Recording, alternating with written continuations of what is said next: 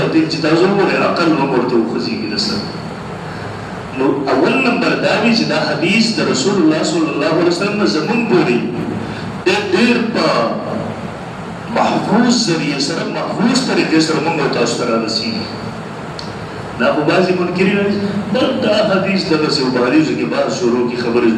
دا ظالمان د دین نه خبر دی خو څلوېښت ورځې ترجمه کړي تفسیر یې کړی هغه شیخ القرآن ته جوړ شوی نو د رسول الله صلی الله علیه وسلم حدیث دی اتخذ الناس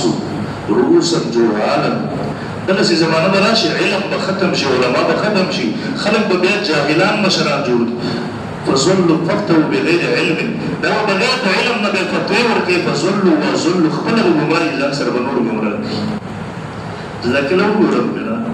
دې زمانه کې سړي ته تاثر شي په دا خلکو یو منکر حدیث په منبر باندې ناست دی هغه ته مواوه کوي هغه د رسول الله صلی الله علیه وسلم په ژوند او زندګۍ باندې اعتراض کوي ولې دا قرآن نه خلاف دی. په دا قرآن تر اوسه محدثین نه پوهېدل په قرآن تر اوسه مفسرین نه پوهېدل په دې قرآن تر اوسه پورې دا دومره علما نه پوهېدو دومره امت نه پوهېدو راځئ چې دا خپل شکل هم د مسلمانانو په شان برابر نه دی دی اوس په هغې پوه شهرت کوي په دغسې قوم هم سړی ته رحم وایي د هر چا ته زنده‌باد چغې لګوي د هر چا ته واه واه کوي هر چا ته خاندي. دا خو د ساوي مثال وي چې څوک یې ورته شرکې وکړي د هغې په زور منډې وي. انشاءالله زه به په هغه موضوع باندې مستقل بحث کوم کوم مشهور منکر حدیث د منیر شاکر په نوم دی زه به انشاءالله د هغه ټولو اعتراضاتو دلته بحث کوم. ما کول کار ورته ویلي وو ما ورته هلته ویډیوګانې مه کوه عوامو ته دا موضوعات د څه لپاره راوباسي.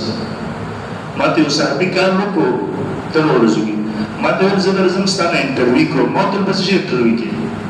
ما ته انټرویو درنه په دې کوم چې د عایشې رضی الله عنها واده د 9 کاله په عمر کې د رسول الله صلی الله علیه وسلم سره شوی دی که نه دی شوی وایي ما بیا پلانکي نه منیر شاکر منکر حدیث ته انټرویو کړی دی تا نه یم کوم زه ورته غوسه شوم ما ورته که ستا د مور په نکاح باندې څوک بحث شروع کړي ته به دا خوښه کړي ما ته وایي دا نو ما ورته الله د میډیا خبرې نه دي ته په میډیا بل ملا ته ورځي بل ملا ته ورځي بېغیرته دومره دې ځان سپک کړی دی د رسول الله صلی الله علیه وسلم په بیبي باندې د رسول الله صلی الله علیه وسلم په ذات باندې تا هغه عوامو ته راوړي چې په خپل عقل باندې دا شی ته ورته شرم نه درځي تا ته دا خو له میډیا ته راوستل د دې وجې نه ورته ما وویل میډیا باندې مه غږېږه ډېر څه پیدا شو میډیا ته کښېنه ځان نه قړقوړه خان کښېنې ډېره ورته ولګې راځه بسم الله که موږ سره مخامخ کښېنه موږ سره به بحث وکړې په دلیل سره په دلیل سره ته خپله مدعا ثابته کړې انشاءالله دا خلک به ووایي خو موږ به دومره لرې وتښتېدو چې نږدې وایي نه نه بس په لیکلو کې به یې وکړو نو ما ورته وویل لیکلو ته موږ نه یوسي راځه بسم الله که مخامخ به خبرې وو زموږ یو بل ډېر لوی عالم فخر اهل سنت محققي دوران ډېر لوی عالم دی مناظر ملت متکلم اسلام حضرت مولانا رسال صاحب دامت برکاته مولانا حفظه الله هغه تر هغه ځکه تحریری راولېږل زه در سره تحریري بحث کوم دې ځوانانو کې نه تاسو نه پېژنم او ته پلان کوئ مشهور عالم دی لوی عالم دی کتابونه لیکلي دي علمي کتابونه لیکلي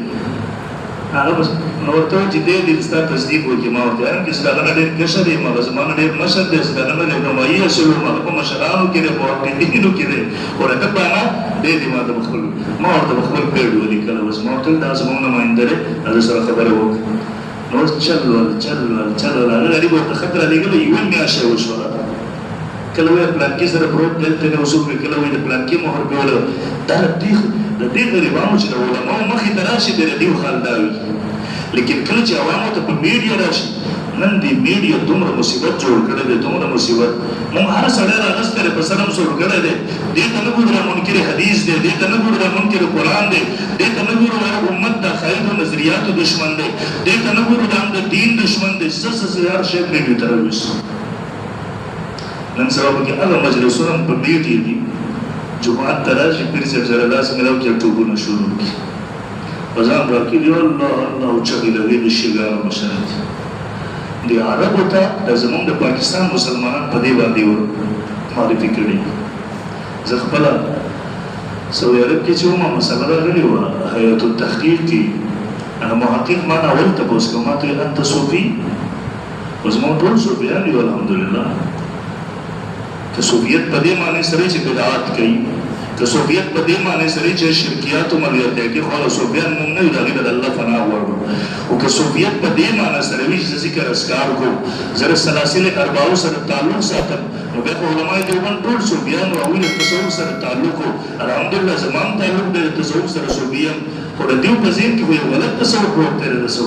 ما ته نو صوفي څه شي ته صوفي څه کوي ما ته قبرون نه چې توافونه کوي هغه کانی بزان مګي په قبرونو باندې هغه بدعات چې ګیا رسومات چې ګیا او ګمبتونه جوړه یو دا ما ته را الله دې چې زموږ تعلق د علماء دیوبند سره د مدد خلکو لري او دې میډیا ته لوی مشکل جوړ کړل دی وخت بل من خبرې لري لاړه حدیث رسول الله صلی الله علیه وسلم دا دریم نمبر دا حدیث د دې چې کوم مطلب او معنا ځاخله موافقه د دې حدیث مطلب دی ګورئ کله کله د یو حدیث په مطلب باندې انسان پوه نشي ناقص ذهن دی د نتیجه نشي اخذ کولای د استدلال نه پیژني د استدلال په اقسامو باندې نه پوهیږي نمونه نه ورځي سره یو ګمراه شیخ الاسلام مولانا مفتی محمد تقی عثماني صاحب دامن برکاتو ډېر لوی عالم دی او شیخ الاسلام دی هغه سي اخوالي په مولانا کلی مولانا دی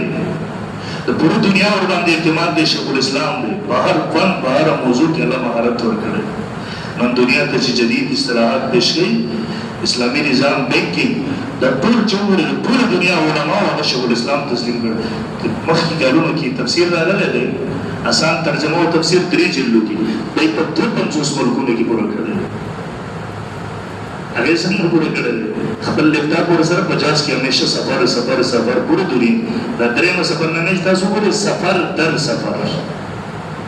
درېم سفر ډېر چې وسړی ورته عقل حیران شي ډېر خوندور